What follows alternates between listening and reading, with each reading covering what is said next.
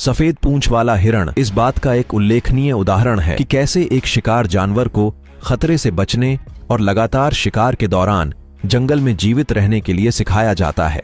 लेकिन इस वीडियो का मुख्य टॉपिक है हिरण का संभोग कैसे करता है। सफेद पूंछ वाले हिरण की संभोग अवधि देश में हिरणों की आबादी के स्थान के आधार पर देर से शरद आर्थु से सर्दियों तक रहती है। उदाहरण के लिए डेविल्स टॉवर का एक हिरण दक्षिणी संयुक्त राज्य अमेरिका के हिरण की तुलना में वर्ष के एक अलग महीने में प्रजनन करेगा। प्रजनन के मौसम को जो ट्रिगर करता है वह है फोटोपीरियड का परिवर्तन।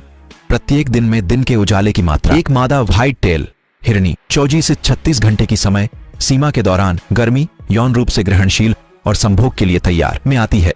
जहां नर हिरण को गंध आती है कि वह गर्मी में है और वह उसे अकेला छोड़ देगा और प्रजनन करने की कोशिश करेगा। हिरनी तब तक प्रजनन नहीं करेगी जब तक वह प्रजनन के लिए तैयार न हो जाए। यदि वह पहली बार गर्मी में आने पर प्रजनन नहीं करती है तो वह संभोग के मौसम के दौरान 28 दिन बाद फिर से गर्मी में आ जाएगी। एक हिरण की गर्भधारण अवधि वह समय जब वह गर्भवती होती है लगभग 200 दिनों की होती है। उसके बाद वह अपने बच्चे एक हिरण के बच्चे को जन्म देती है। सफेद पूंछ वाला हिरण का बच्चा दुनिया में नया है और जन्म के बाद तुरंत कुछ घंटों के भीतर खड़ा हो सकता है। पैदा होने पर हिरण के बच्चों का वजन लगभग 6 से 8 पाउंड होता है और उनके ऊपर सफेद धब्बों वाला लाल भूरा कोट होता है जो उन्हें अपने वातावरण में छिपने में मदद करता है।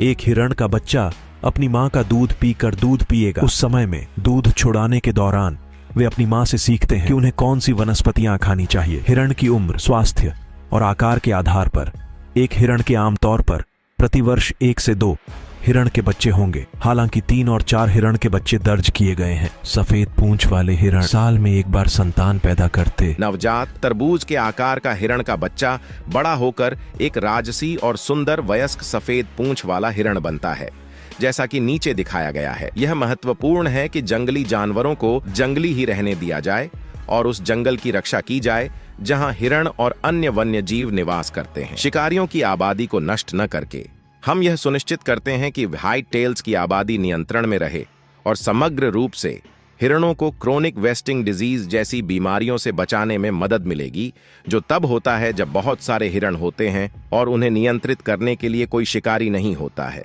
जिस आवास में वे रहते हैं उसकी रक्षा करके व्हाइट टेल आबादी फल फूल सकती है। पारिस्थितिकी तंत्र का सम्मान करके हम आने वाले वर्षों के लिए सफेद पूंछ वाले हिरणों की आबादी की रक्षा करने में मदद करते हैं।